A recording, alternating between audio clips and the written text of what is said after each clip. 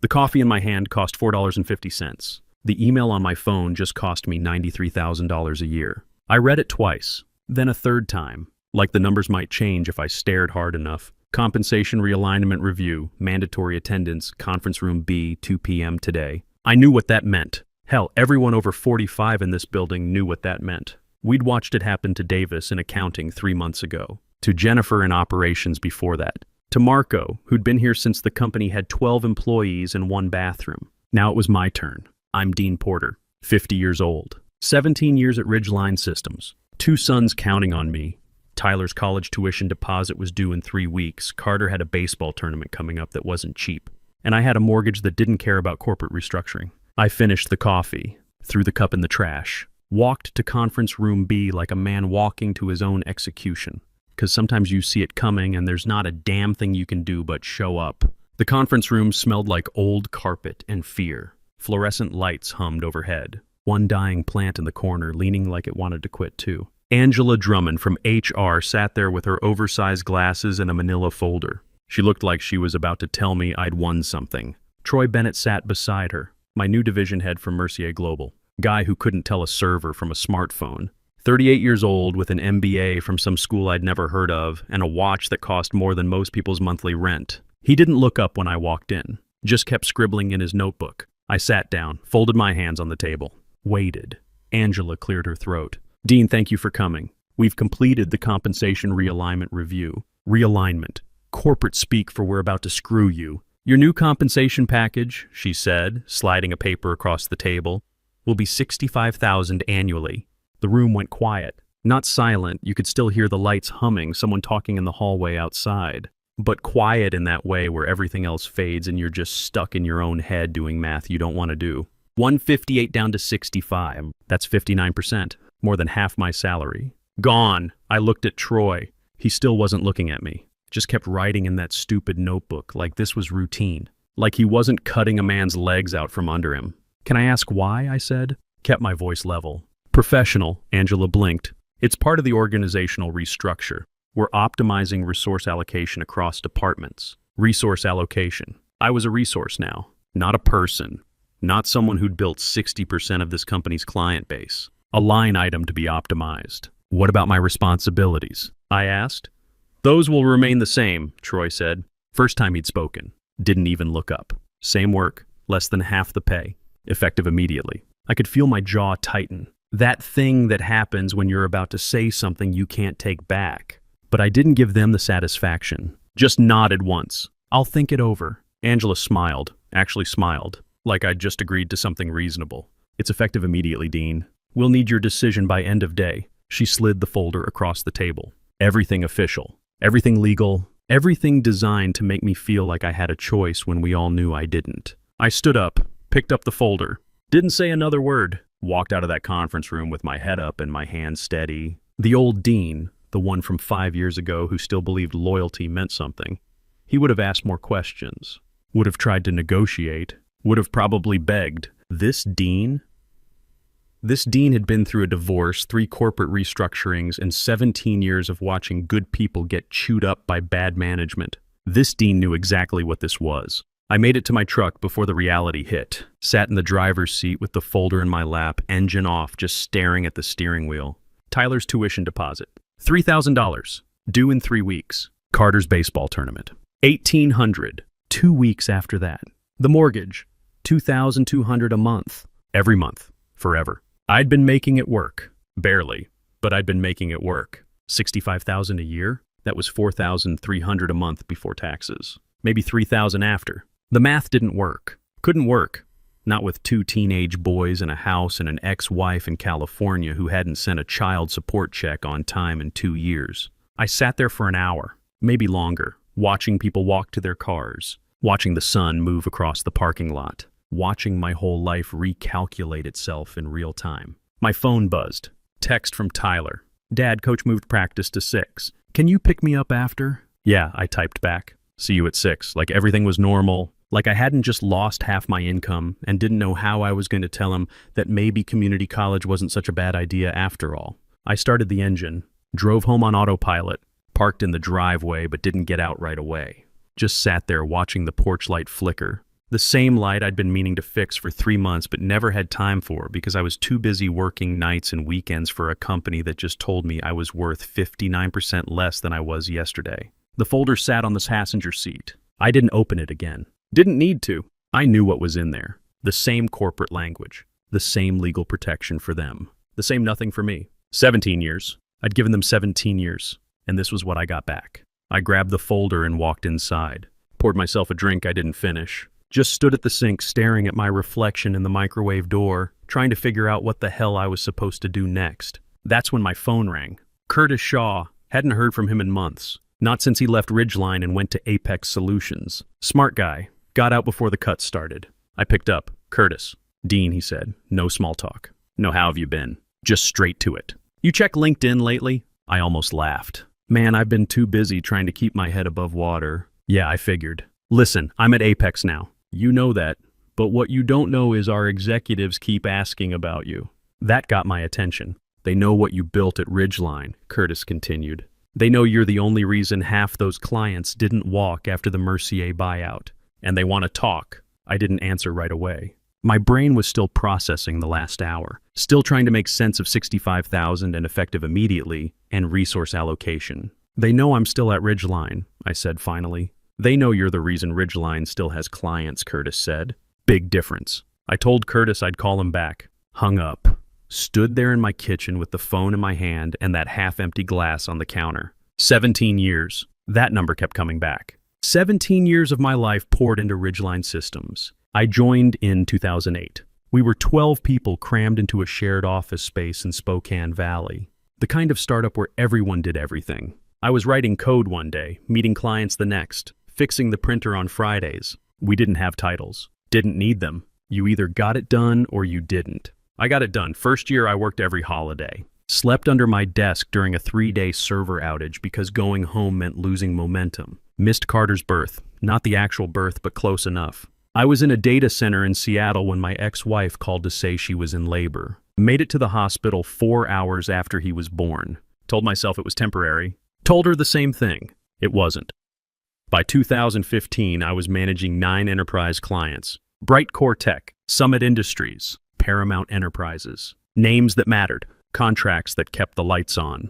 I was pulling in 60% of company revenue through my pipeline alone. I was the guy they called when a client was angry. When a system went down at midnight, when a project scope tripled and someone needed to explain why we could still deliver on time, I made it work. Always did. Then 2017 hit. My marriage fell apart. She left. Took half of everything and moved to San Diego with some guy who taught yoga and posted motivational quotes on social media. Left me with the house, the boys, and a pile of bills I hadn't realized we had. Work became the anchor. The only thing that made sense when nothing else did. I doubled down, worked harder, stayed later, took on more accounts. Because if I wasn't good at being a husband, at least I could be good at this. When Mercier Global bought us out in 2021, they did what every corporate acquirer does. Big Zoom call, lots of smiles, talk about synergy and opportunity and taking things to the next level. Their CEO, Philip Mercier himself, stood there in his expensive suit talking about how this was going to be great for everyone.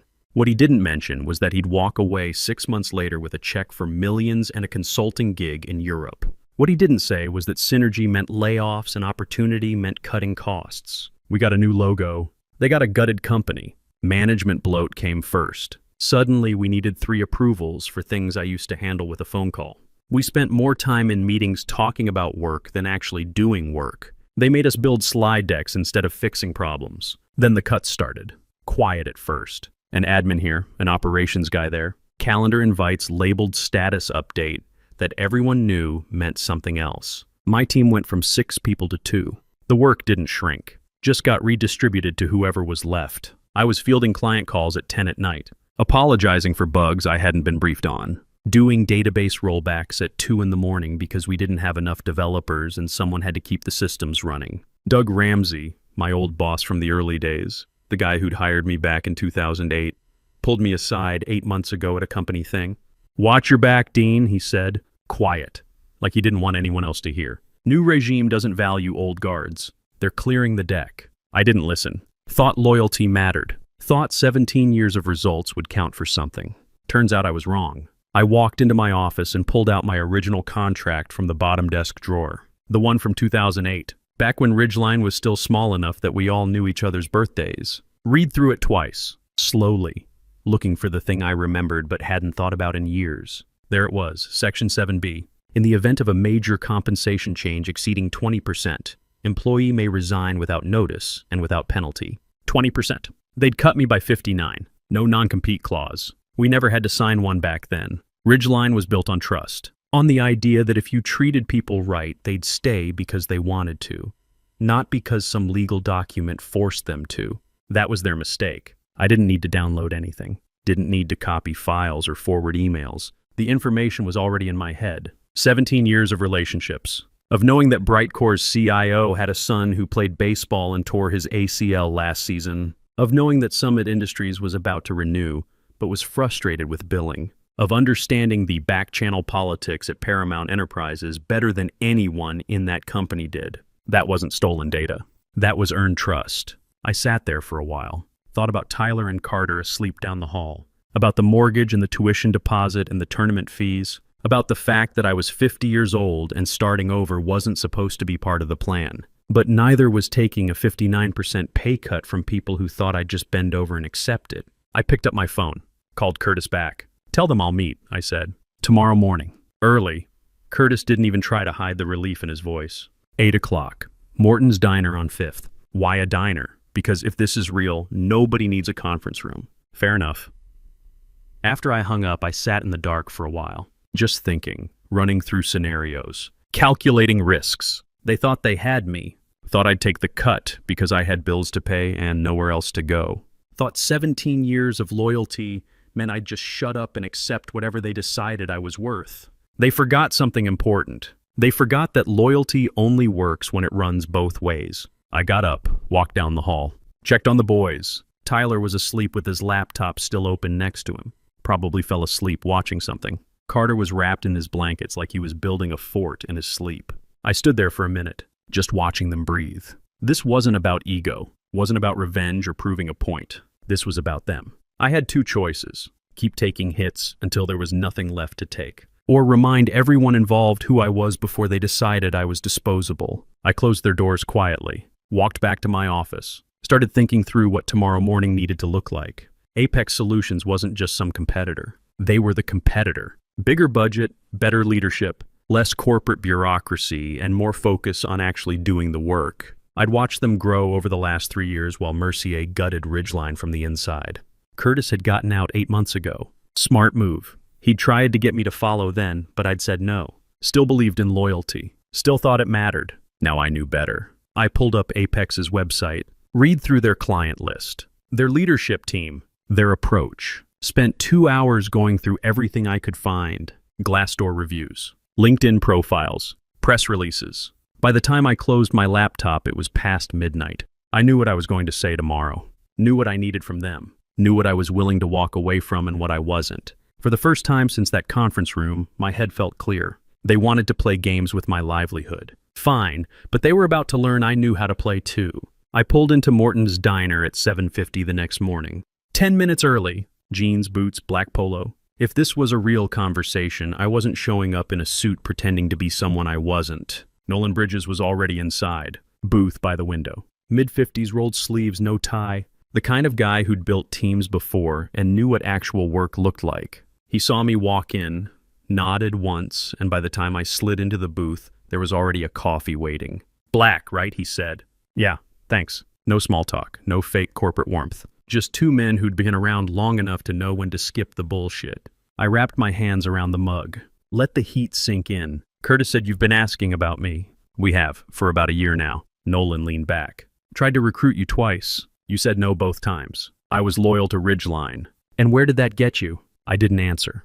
Didn't need to. We both knew why I was sitting there. He continued, voice steady. "We've been tracking your client retention rate, 94% over 5 years. That doesn't happen in this industry. Not with the budget cuts you've been working under. Not with the management chaos Mercier brought in." I took a sip of coffee. Let him keep talking. "Every time we've tried to flip one of Ridgeline's major accounts, they tell us the same thing. We trust Dean. We're not leaving while he's there." He paused. "You're not just managing clients. You're the only reason they haven't walked. Mercier doesn't see it that way. Mercier sees quarterly reports and offshore labor costs. They don't see people. He pulled a folder from his bag, slid it across the table. We do. I opened it, scanned the first page.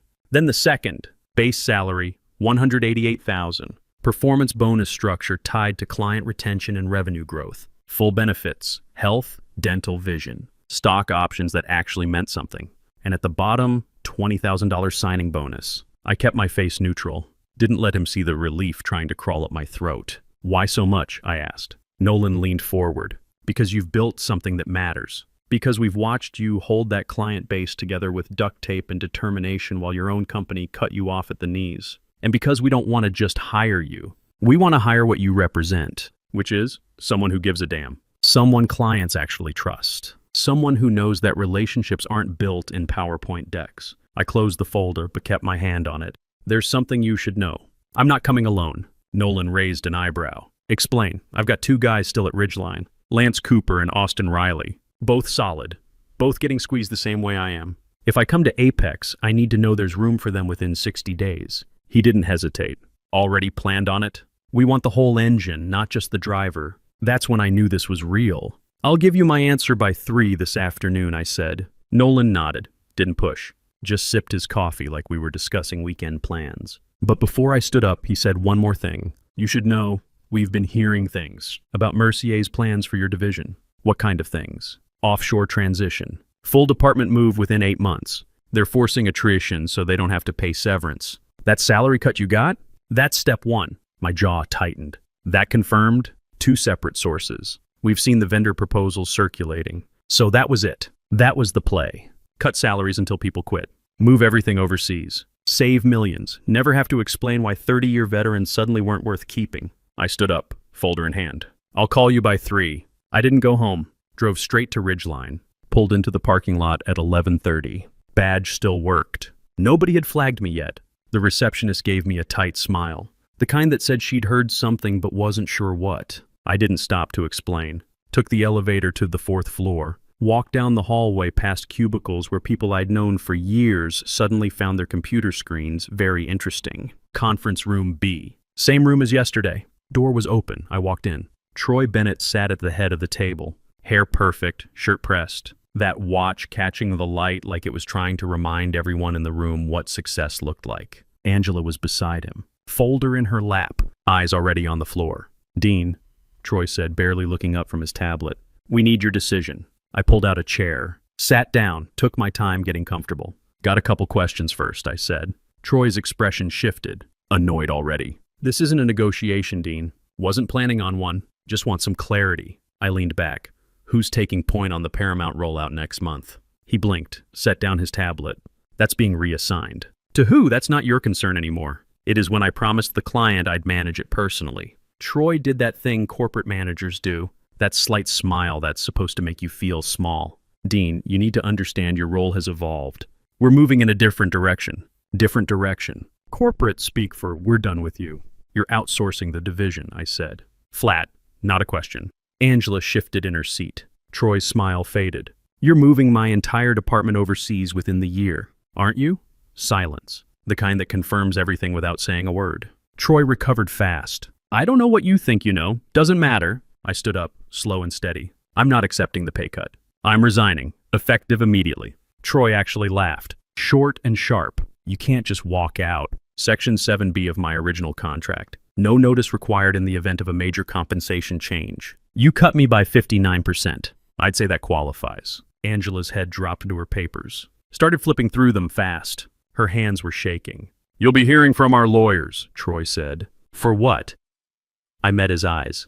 Held them. I haven't taken anything that isn't mine. Haven't copied a single file. Haven't forwarded a single document. All I'm walking out with is my reputation. The relationships I built with those clients over 17 years. That's mine, and I'm taking it with me. He tried to respond, but I was already done listening. I turned to Angela.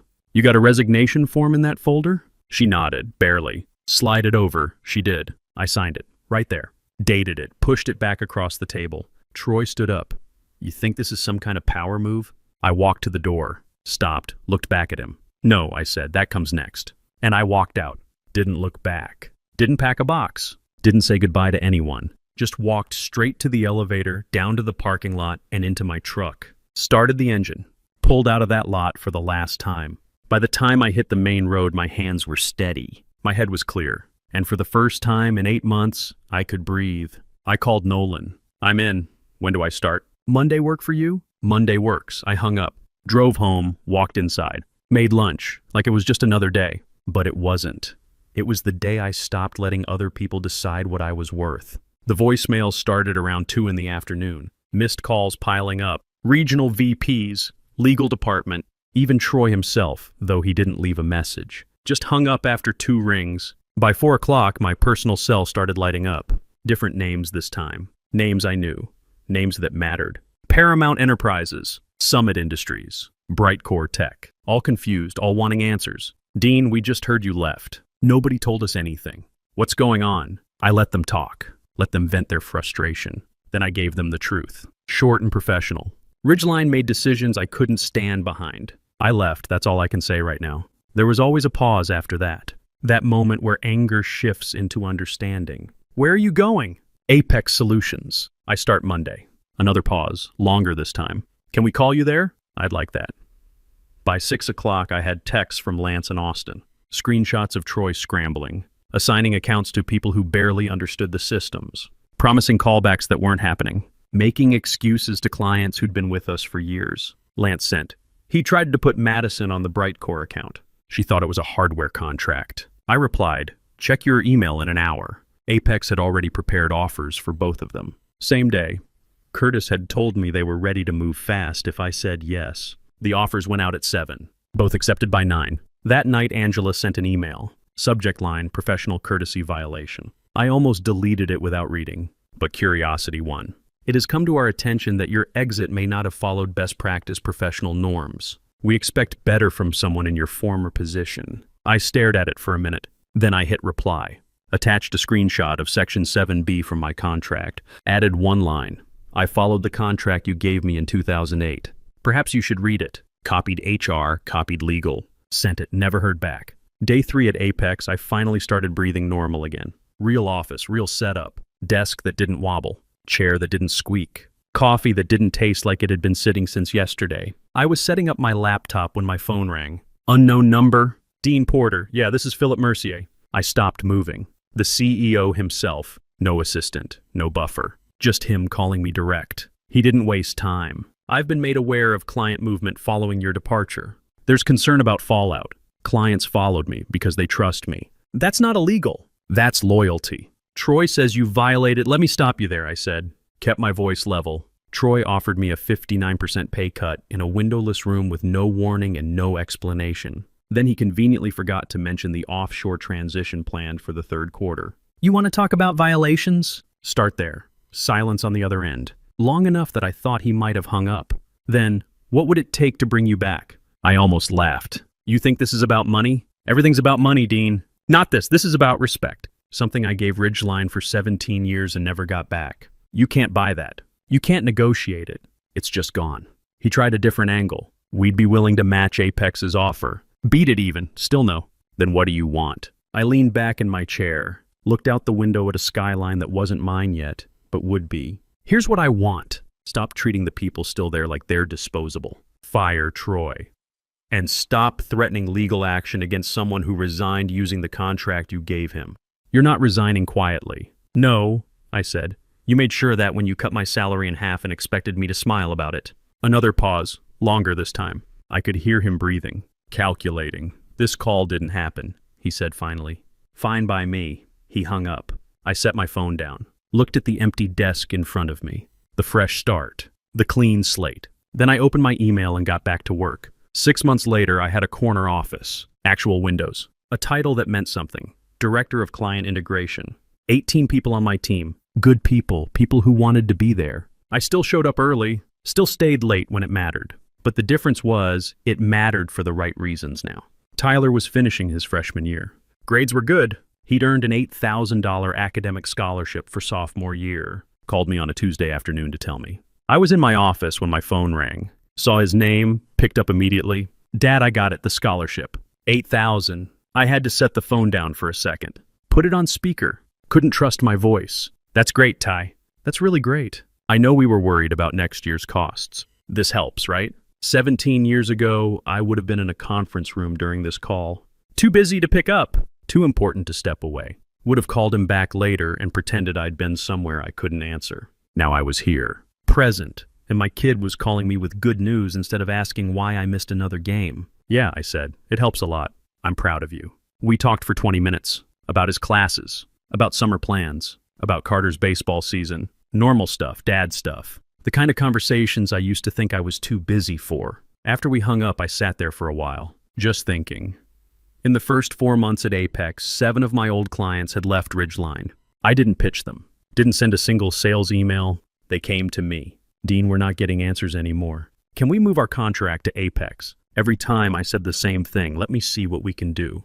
And every time we did it, Ridgeline scrambled, slashed rates, offered deals that made no financial sense, threw account managers at problems that needed actual solutions. Didn't matter.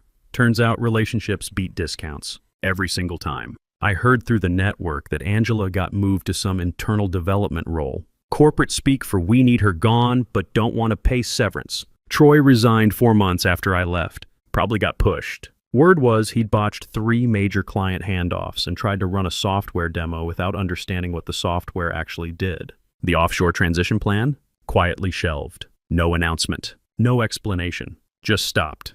I heard from 2 former Ridgeline managers that the vendor contracts got canceled without explanation. Mercier kept bleeding clients. Lost market share. Started talking about refocusing on core competencies, which usually meant they were in trouble. Last month, I ran into Doug Ramsey at a conference in Portland. He saw me from across the room, cut through a crowd of 50 people, pulled me into a hug. They did you dirty, Dean, he said. But damn if you didn't land on your feet. I smiled. Didn't land, Doug? Jumped, he laughed. Understood exactly what I meant. We grabbed coffee after the conference. Talked for 2 hours. He told me he'd left Ridgeline 3 months after I did. Couldn't watch what they were doing to the place we'd built. You know what the worst part was? He said. Watching them tear down something good and calling it progress. I knew exactly what he meant. That night, I drove home through downtown, past my old office building. Saw the lights still on. 4th floor, someone working late. Someone answering emails at 8 p.m. Someone probably thinking loyalty matters. I didn't slow down, just kept driving. Got home. Carter was in the driveway throwing a baseball against the brick wall. Catch and repeat, over and over, the sound every dad knows. How was practice? I called out. Good. Coach says I'm starting Friday. I'll be there. He smiled. Threw the ball again. I know, that's the thing they don't tell you in corporate training sessions. They don't mention that success isn't just about the title or the salary or the corner office. It's about being able to say, I'll be there and actually meaning it. I walked inside. Tyler was at the kitchen table doing homework. Looked up when I came in. How was work? Good. Really good, actually.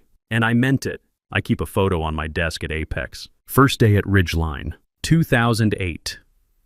12 people crammed into a conference room, grinning like we just won the lottery. Young, hungry, stupid enough to think hard work was all that mattered. That guy in the photo, 20 years younger, barely knew what he was doing.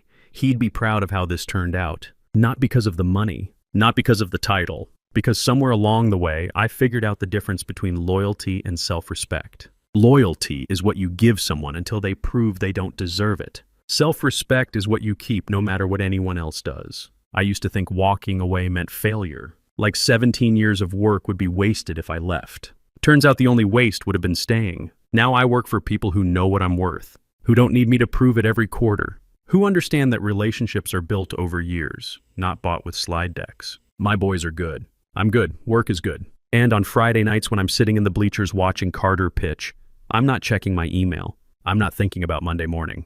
I'm not calculating how many hours until I have to be back online. I'm just there, present, where I'm supposed to be. That's the real win. Not the salary bump. Not the corner office. Not even watching Ridgeline scramble after I left. The real win was learning to say no. No to being undervalued. No to eating it with a smile. No to giving another year to people who thought I'd never have the guts to walk. So if you're reading this and you're sitting in some conference room getting handed a pay cut or a demotion or a restructured role and you're thinking you don't have options, you're wrong. You do. Sometimes all it takes is one phone call, one conversation, one moment where you decide you're worth more than what they're offering. And sometimes the best revenge isn't burning bridges. It's building a better one somewhere else and watching them realize too late what they lost. I didn't burn Ridgeline down. I just stopped holding it up. Turns out that was enough.